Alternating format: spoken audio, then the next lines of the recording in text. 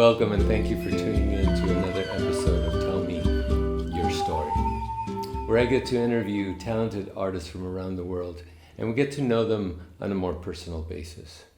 Why this channel? Well, I have a lot of respect for artists who spend their lives honing in their skills, hours and hours of dedication in the arts. As we know, the entertainment industry is not a very easy industry to get into and to get known around the world, especially nowadays. And it's always been like that, really. So I started this channel so that I could give an opportunity, a spotlight for talented, very talented artists so that they can get more exposure. And that's the whole purpose of this channel. Thank you again for tuning in. I hope that you enjoy this channel and that you share it, comment, like. Thank you very much. Thank you for being here. Today I'm honored to have an extremely talented musician.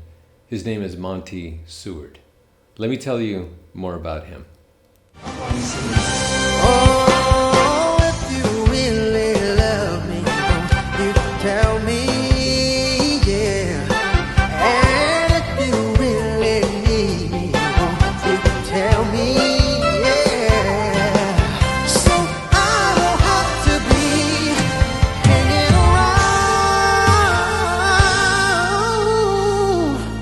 Call my name, ooh, so sweet. Oh, and how much was it there alone? Ooh, now I'm back to loving, I'm not afraid to cry. Ooh, baby, here I am, inside, I know. Ooh, no more telling the woman, so, mama, sit your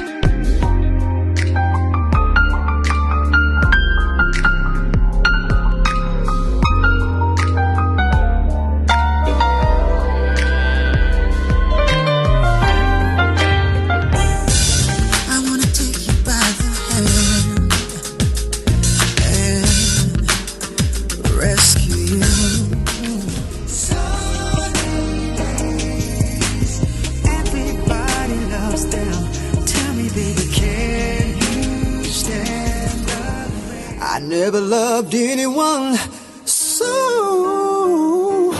deeply. I'm madly in love, so into you. I just wanna spend my time.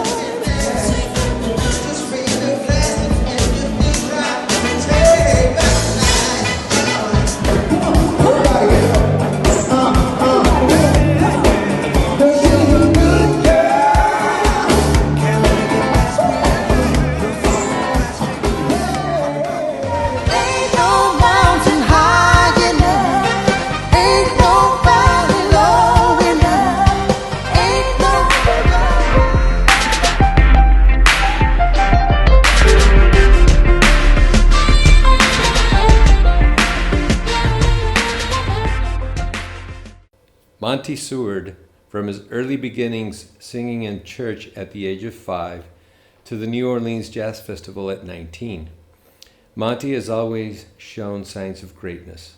Fast forward to his recent stellar solo performances at the San Diego Smooth Jazz Festival 2019, Cannes, France early 2018, and the Newport Jazz Festival in 2016, amongst several others. The soulful and smooth voice of keyboard player, singer-songwriter, and producer Monte Steward, coupled with his love for jazz and R&B, has come to fruition in an eclectic collection of tasteful, smooth jazz instrumentals and urban AC vocal tunes that will please the appetite of most. Former staff writer for Quincy Jones, Monte Steward has written, produced, and performed with such notables as Regina Bell, El DeBarge, James Ingram, Michael Bolton, Howard Hewitt, Kelly Clarkson, George Duke, Shantae Moore, Layla Hathaway, the Jacksons, Isley Brothers, and many more. Monte has chosen to step beyond the sideman and producer roles to center stage. His new single, Getting Better, which features sax phenom Eric Darius, was released earlier last year. Monte's energetic yet soothing and soulful style has proven to pair well with wine country audiences from Temecula to the Napa Valley, where he has shared the stage with Billboard charting artist Adam Hawley and the legendary Larry Graham. Monte, what a pleasure to have you here. It's a pleasure to be here, man. Thank you. I really appreciate you dropping in Oh, no problem. and sharing your talents. So, Monte, I've known about you for several years, but we've never performed together. Right. And I was really pleased to see you come to one of my performances, and then I saw you as well. So you're an amazing singer, you're an amazing keyboard player, and when I read your bio, I'm very, very impressed. I didn't know all of that background history that you have. Right. So I'm very honored to have you here. Thank you. I'm honored to be here. You're most welcome. Well, why don't we start from the beginning? Okay. As you know, this show is about getting a little more personal and getting to know the artist, you know, the human behind the artist. So tell us, where were you born? When were you born? Well, I was born in Gardena, California, which is a town in the Los Angeles County. Yeah. And I was born at the Gardena Memorial Hospital, where we didn't move very far from there. I don't know if you know much about the LA County, but we lived in Compton until I was 9 years old, and we moved to Carson.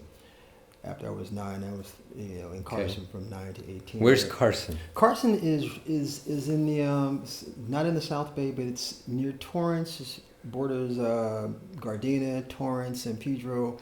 It's in that area over in the South Bay. I knew a few of those. San Pedro and Torrance. Torrance. Close to Hawthorne, but it also borders Compton. It's near Long Beach. Mm-hmm.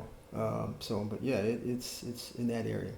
Okay. And so we moved to Carson, and Carson at the time was a fairly new suburb, and the schools weren't really equipped for all the bodies that were there, and the kids were there. So we actually took a bus back to Compton to. Really? So I ended up going to most Compton Unified schools, and so I'm straight out of Compton, basically. Oh, okay, that's cool. I was thinking, he left Compton, and I'm thinking, was that because your parents wanted to get away from that area to a better area, better schools? And now I'm hearing that there were no schools in Carson, you had to come back. It's weird. There were schools, but it's just like I said, the way they had the districts set up, there were only so many students that could go to the new Carson school. I see. And unlike today where they put a new high school, every 5 kids that show up, there's a new school that pops up. True. It wasn't the case. So what was the reason for leaving Compton? I left at 9. I think my parents just wanted a bigger house because there were 5 kids. Okay. And so they were building houses a little bigger, and it was in the suburbs, a little nicer area. And my father he was the executive director of the YMCA, and so he just wanted to be in a better area. Okay. Be in a better area and just. Were they okay with you going back to school in Compton after moving?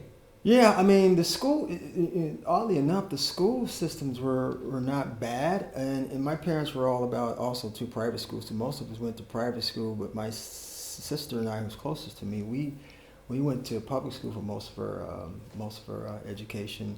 I went to Pius X, which is in Downey, for a year, and just kind of begged my parents to go back to where I was used to. Really? But my oldest sister and brother, they went to private school. My little sister below me, she went to private school. But so yeah, they were all about the education. Both my parents were educators, and my mother was also a musician. But they were all about the education. Well, let's talk a little bit more about your parents. Yeah. Your dad was executive director of YMCA. Mm-hmm. I love YMCA's. Yeah. I grew up, in YMCA's Nice. down in San Diego. Nice. So, and your mom was an educator. Tell us a little bit more about them. My mother, she was really by trade. She was a musician and composer, but she did also teach. Okay. In Music or? Yeah, she taught music. Uh-huh. She was also a private teacher. She had many students. She eventually left teaching in the schools and doing private teaching. She had a bunch. As a matter of fact, she had some famous students. She would work with some of the members of Earth, Wind and Fire. She was a vocal teacher for Vanessa Williams, and when Vanessa first came out and did her first project and many others. But What's your mom's name? Evangeline Seward. Evangeline. Yeah, What a beautiful name. Yeah, she was. Is she still alive? No, unfortunately, both my parents passed. I'm sorry to hear that. Both of them passed. She's hasn't been with us for 12 years. It's been 12 years. I see. Yeah. Oh, that's about the same time my mom passed. Oh wow! That's Sorry. 2011, 12? Yes, 2011. Wow. Yeah. Now, you didn't tell us when you were born.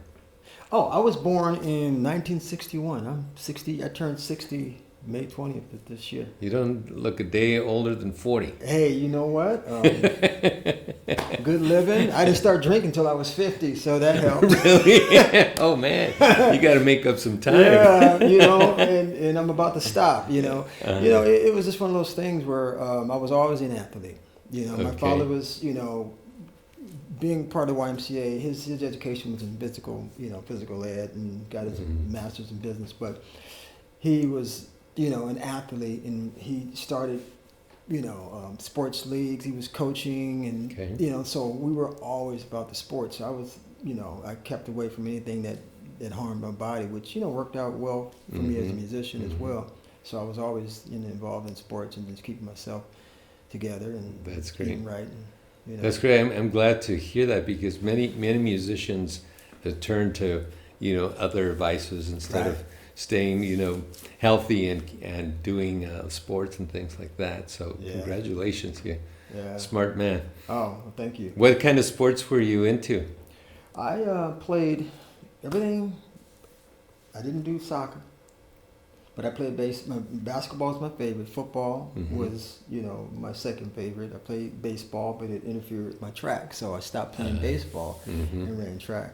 So that's pretty much what I did all year round. From the time I was 5 years old, I was in pads and playing organized sports, and then playing travel ball and basketball, which I still, a lot of those guys I played with, I still am in contact with. In touch with them? How cool is that? Because my father was our travel ball coach, and he used to take us around all over the state, and we would playing teams everywhere, and a lot of those guys went on to college and played and had great careers playing basketball.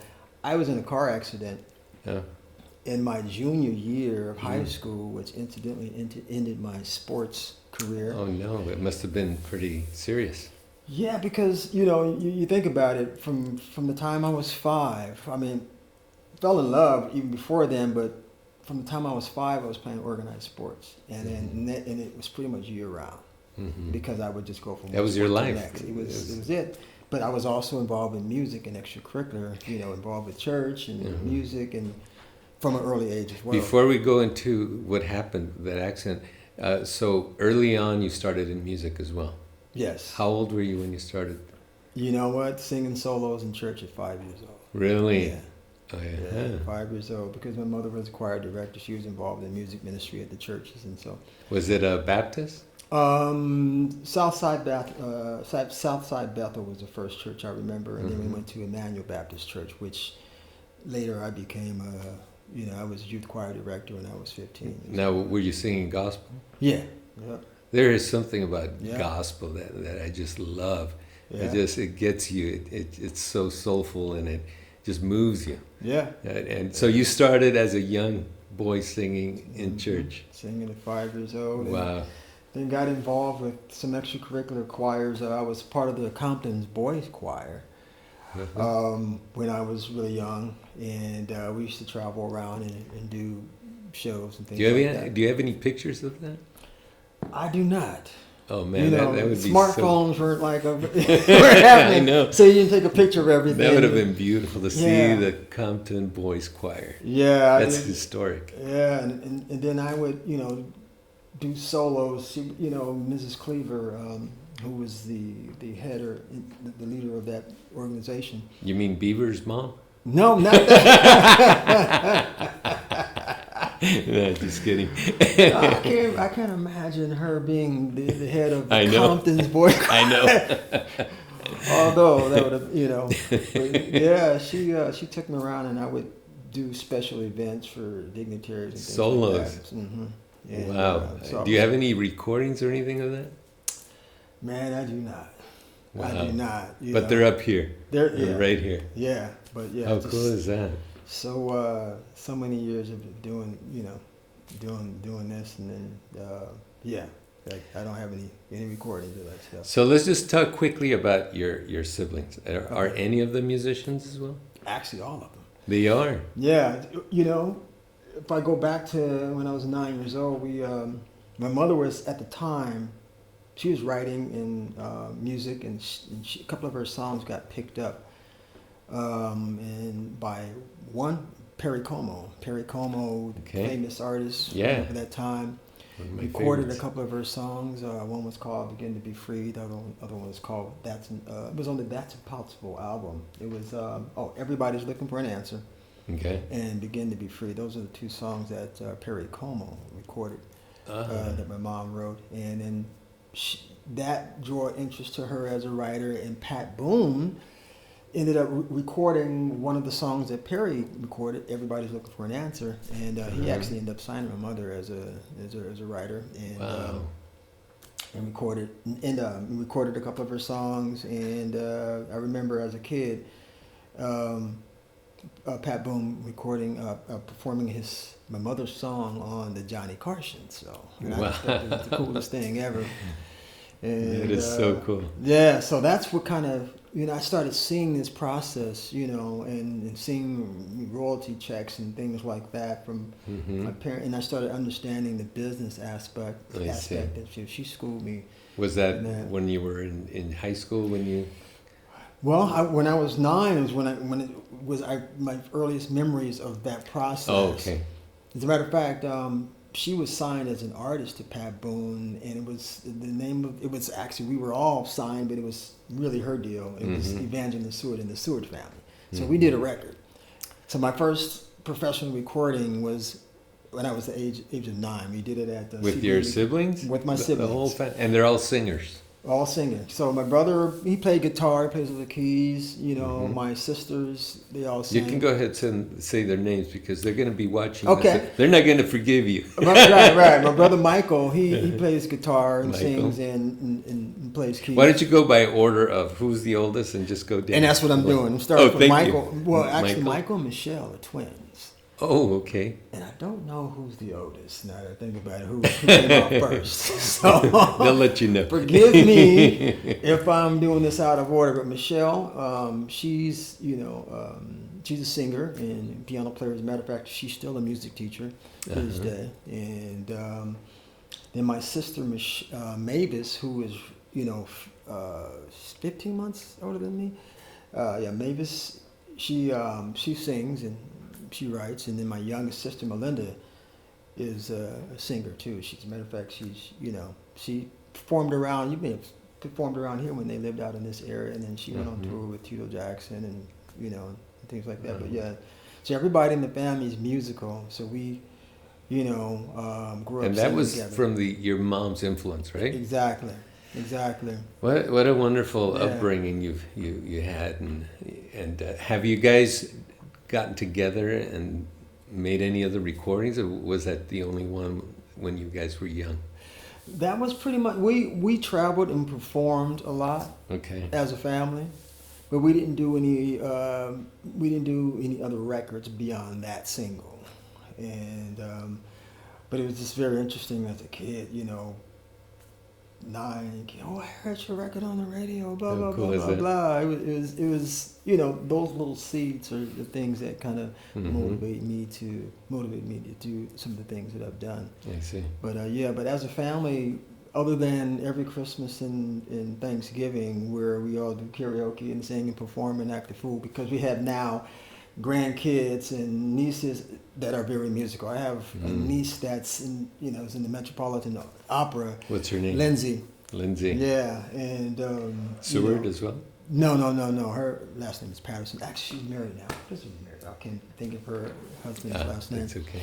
But yeah, and That's awesome. but Lauren, Lindsay, and Lacey, they all sing. My 2 daughters. I have 3 daughters, one by marriage and 2 that from a previous marriage. They perform and sing and write. And What are their names? Dakar and Kulani. Okay. Yeah, And the Kulani third dance- one?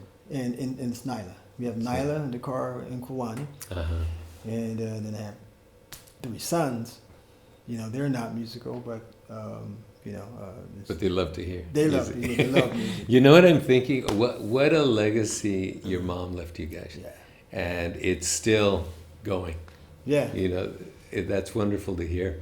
Yeah. And the other thing that comes to mind is I think that Michael Jackson is would have been 60 or 61 as well. I'm not sure, because his age was not the real age when he started, so I don't know exactly Okay. how old he would have been now. Because I was thinking maybe you were, performing at the same time the Jacksons were. I mean, But did that's you true. hear about that? I It's mean, or true. did you? Was that the competition? No. You know what's so funny about that? Because one time we were coming out of the studio in Los Angeles at CBA recording studio, and there's an Asian family that I don't know where they were coming from.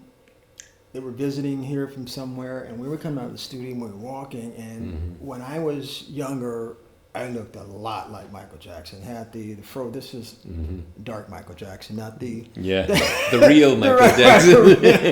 the real Michael Jackson. And so I'd come out and they were like, "Oh."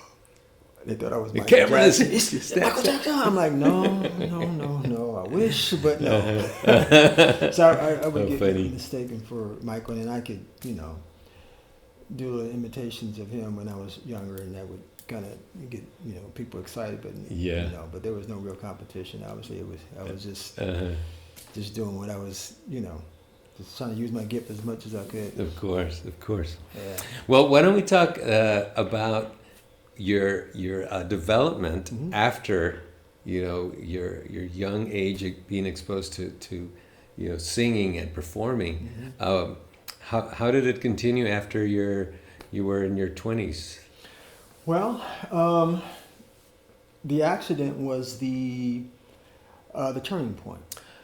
That was the act 2 of my life, where things changed, and once I could no longer do sports on a high level, Was it a close to death experience, or you know what? To put it this way, it could have been. I wasn't injured to that level, to that degree. My sister was in the car with me. Mavis, she was in the car with me.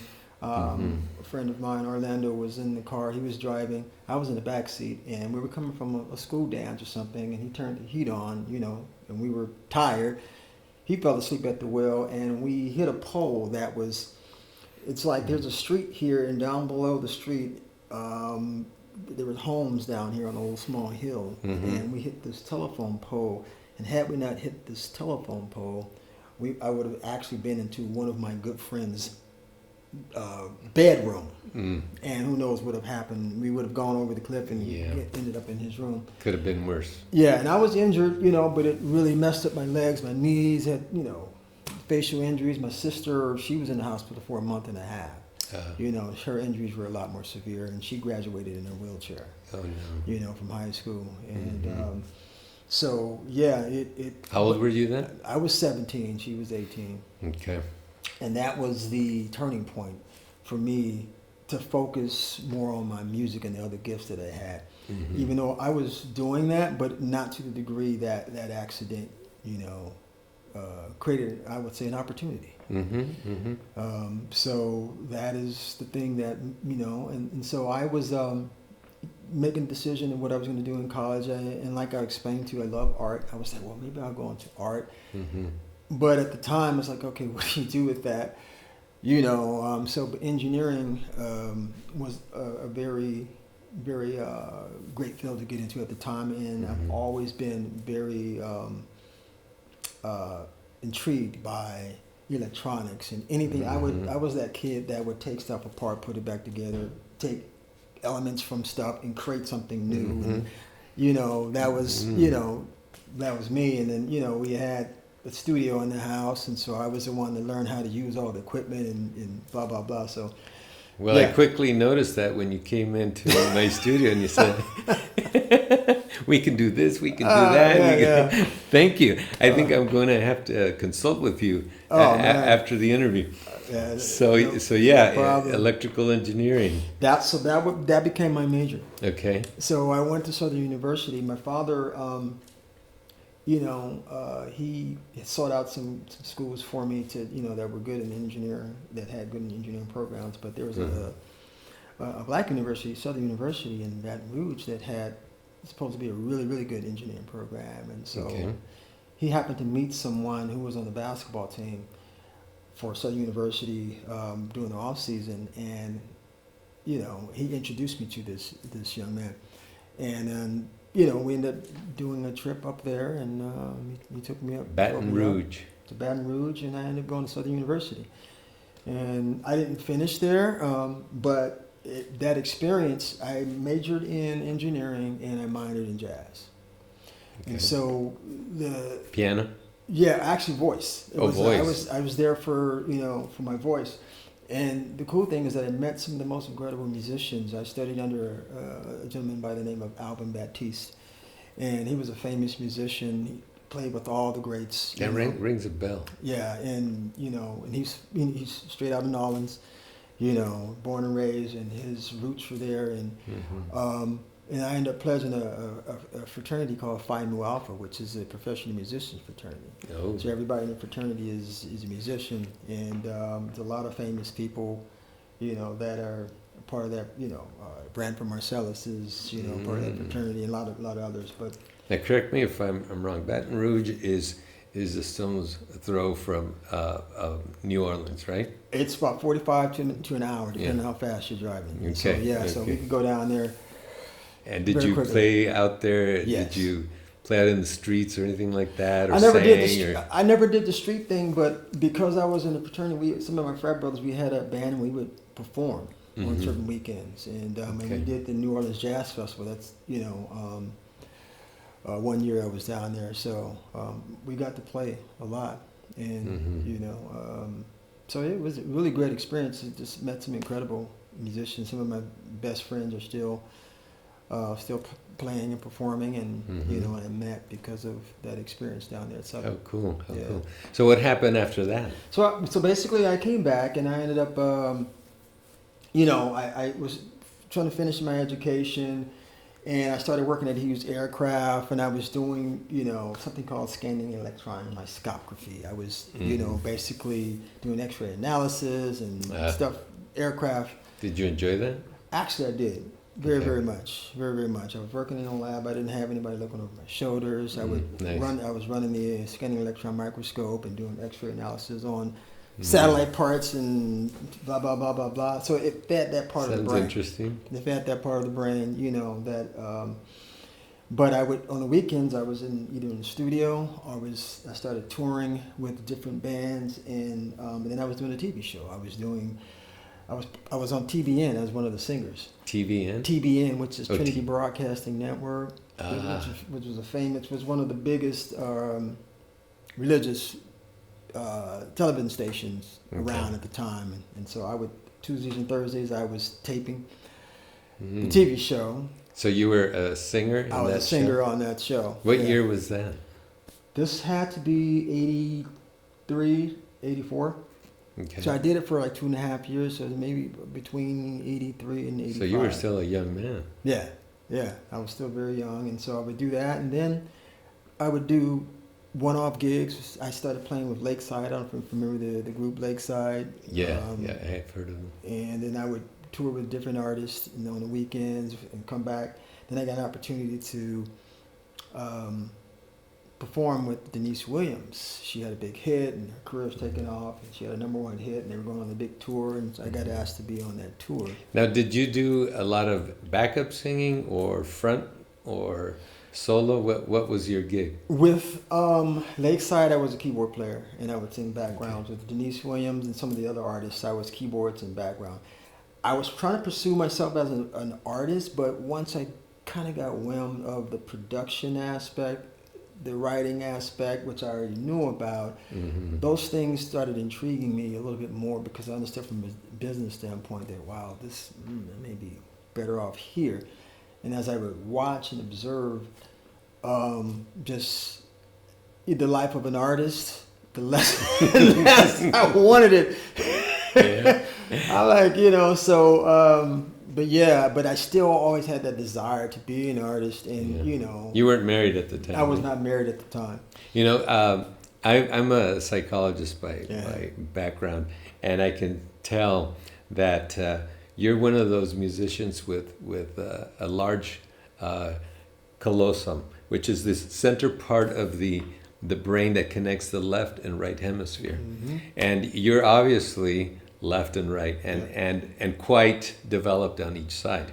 So you have that analytical, numerical side that's systems oriented, looking at all the aspects of the music world, but then also that creative side, musical side in you. And that's probably why you've lasted so long and still are healthy and still perform. Yeah. I don't know, but that's impressive, because you don't always run across people that have kind of a balanced left-right brain energy, and you're one of those rare persons. Oh, well, thank you. I can tell. It's something I tell people, you could put me in a room and I can just create and be happy, and or I can be out doing something amongst 1,000 people, and I feel just as comfortable there as well. You're always as calm as you are right now. No. Just ask my wife. I'm going, man. Monte has to be the most chill dude that I've ever known. You know what? It's funny. I am most of the time, but I have that part of me that gets hyped up. But for the most part, I am pretty chill. I take things. It's like tomorrow's not promised, and so I try not to sweat the small stuff. You're deeply religious? I would say yes. Not so much religious as I try to maintain a great relationship with my God. I'm considering myself a Christian, and so I try to maintain my relationship with Christ. And that's awesome. And it's not always easy in this world. So, of course, I hear you. Yeah. So let's talk about where are you currently, and also I think the audience would love to hear some highlights of your career as a musician. Okay. So and then new projects, something that you're either working on or something that you just created. I think 2019 you wrote a recent single, or so I'm just kind of throwing that out there. Okay. Why don't we go from currently as an artist, what are you doing? Well, currently as an artist, I'm really doing a lot more performing than I ever have, And and like I say, I've been a behind the scenes guy for a long time, and then just over the last 8 years or so, I've just kind of been more just out there performing because I love it. I've kind of put it aside, and so I'm just rediscovering I love to do that. So I'm doing a lot of performing. Okay. Like I said, I performed in Cannes, France. Mm-hmm. While I performed at the Cancun Jazz Festival, up in at the Napa Jazz Festival, the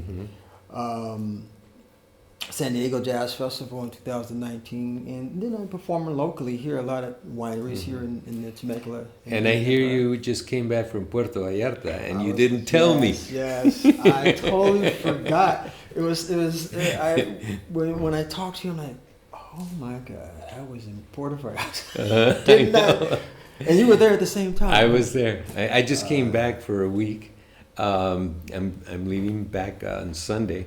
Wow. But the reason I bring it up, though, is because I would love to promote you over there and other musicians, because they also have jazz festivals. Nice. And big venues where I'm sure that you would probably enjoy.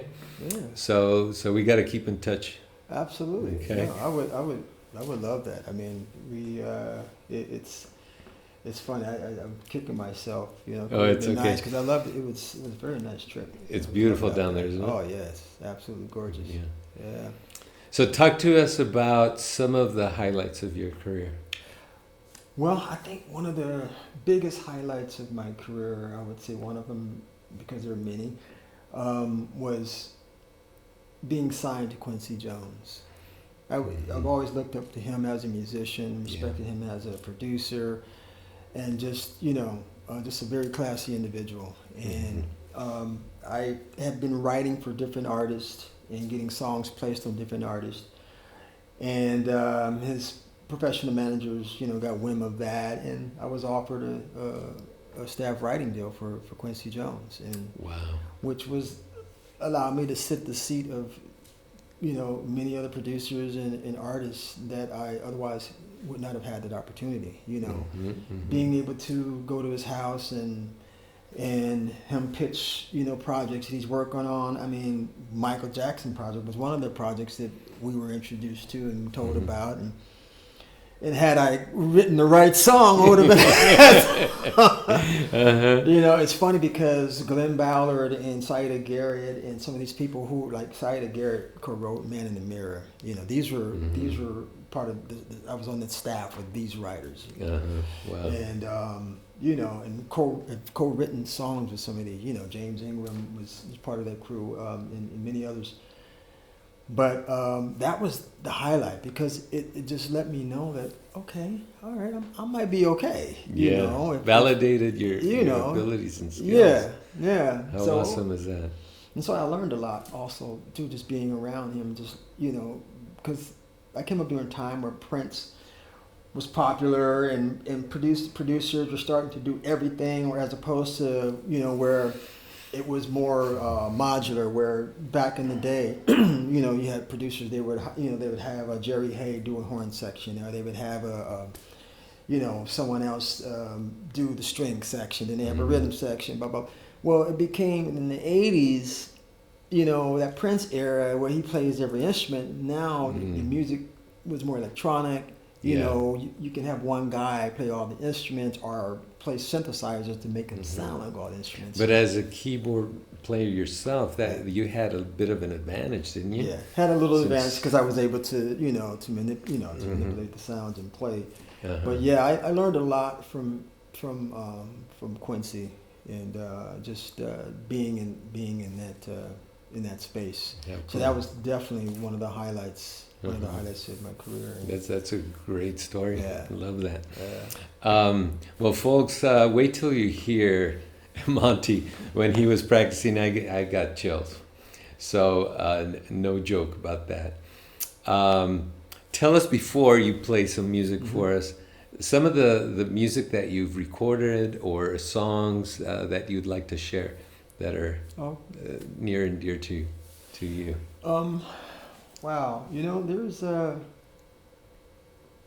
Now you're making this old man dig into that. If you want, I mean, or Yeah, or no, it's you, okay. you did some. You've recorded, obviously, you know. So, Yeah. So maybe you want to share some of those recordings. Well, you know what? I'll talk about some of the artists that I've recorded with that, like Howard Hewitt is one of the artists that I've probably recorded the most music, and he was the lead singer for the group Shalimar.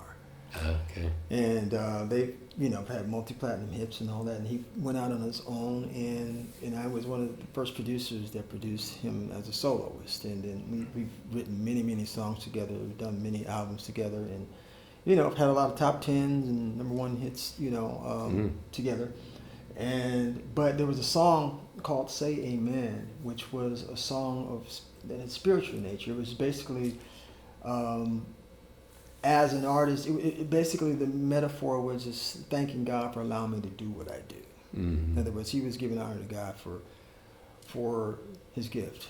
And the song he co-wrote was one of the most remembered song that he's done in his entire career. And 20 years later, that same song was the number one most requested song in certain stations across the country because of just how the impact that it had. It just, just caused people to like look beyond themselves and just kind of just give honor where honor is due. And I remember a time where my daughter, she was going to college in Nyack, in Nyack College, and she met a young lady a young girl who was, and they got to talking, and she was telling, hey, my dad does this, blah, blah, blah, blah, blah, blah, and this girl was telling her about some song that she liked, and how whenever she had problems, her father would play this song, and she said, well, what song is that? And it was the song "Say Amen," the song that I wrote with Howard Hewitt. Say Amen.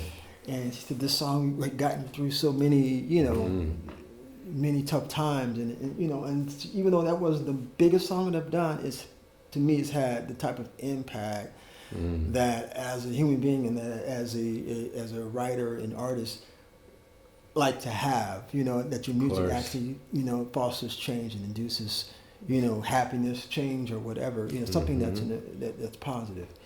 Well, I have to listen to that song, folks. Yeah. It's called Amen. Say Amen. Say Amen. By Howard Hewitt. By Howard Hewitt. We're going to check that out, of course. Thank you. Okay, well, what are you going to play for us today, Monte? Man, I don't even know. Play one that I can maybe jump in there and do a little improv. Okay, yeah, we're Peace of Mind. That's a song that I wrote. It's a smooth jazz instrumental, and I wrote it just because, as you probably know as a musician, that my happy place is when I'm just alone playing and just allowing those notes to just enter my soul and just chill me out. And sometimes I have to play myself into a peaceful state. Okay. And this song is called "Peace of Mind." And that's Peace of Mind. Yeah. Okay. And I might do it. I wrote a song for my current wife, and it's called "All the Time." That's what I was practicing. And it's a song that just talks about new love. And you meet someone and you fall in love and you want to spend every waking moment with them. And that's what this song is called. It's called "All the Time." All the time. Yeah. So, and I don't know after that. I don't know what I'm doing. Okay. All right. Well, those sound great, and whatever comes up next, we can do another one if you'd like. Okay. Okay. Very cool. So, folks, get ready to listen to Monte Steward.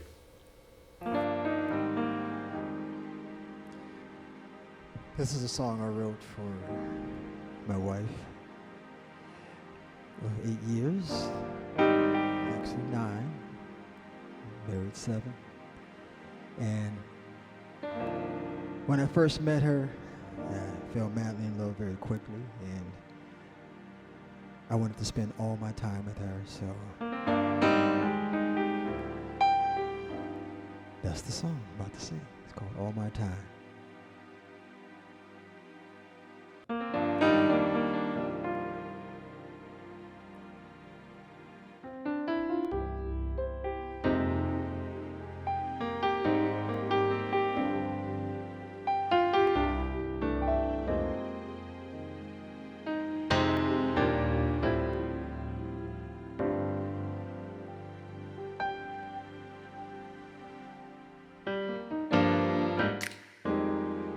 I can't see myself without you. Every picture in my mind is a frame I built around you. I never loved anyone so deeply. I'm madly in love, I'm so into you. I just wanna spend my time with you, girl. Every minute of the day and every hour of the night, girl. I just wanna breathe my life with you, baby. And each breath that I take is to live another moment with you.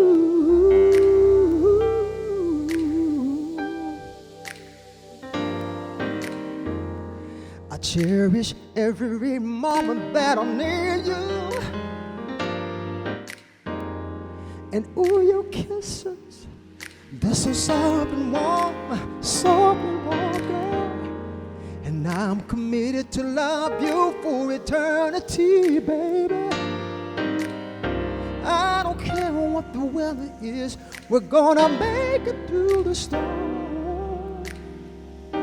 I find myself counting the minutes to every day, waiting to love you forever, ever and every way. My mind is wrapped up and my heart is overflowing, 'cause I'm so much in love with you.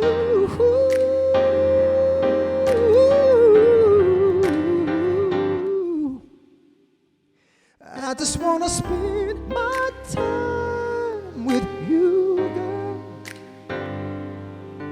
Every minute of the day and every hour of the night, girl.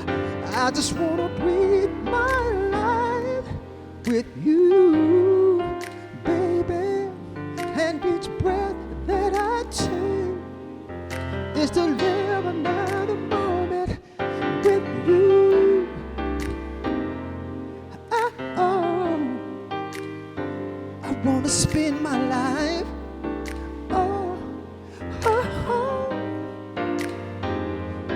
baby, with you.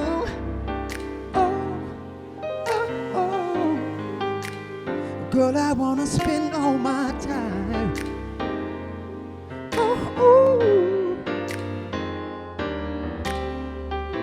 I never thought I would ever love someone so deeply, and I never thought that anyone could ever love me like that in return. But I know that you and me are gonna be together forever.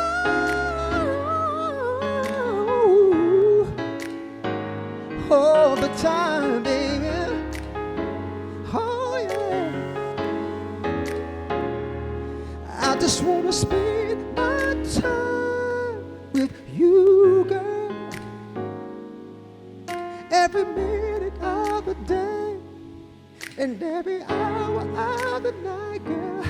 I just wanna breathe my life with you, baby. And every breath that I take is to live another moment with you.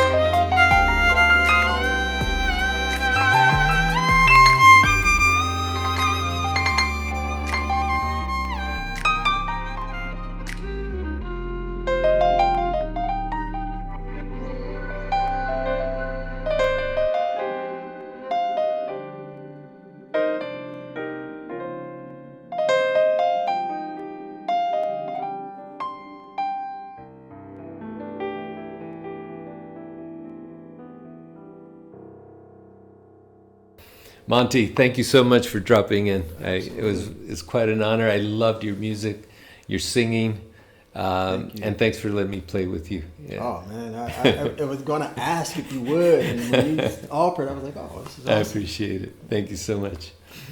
Folks, if you like what you heard and what you saw, I'd really like you to give us that support and comment, like, and share. Thank you so much.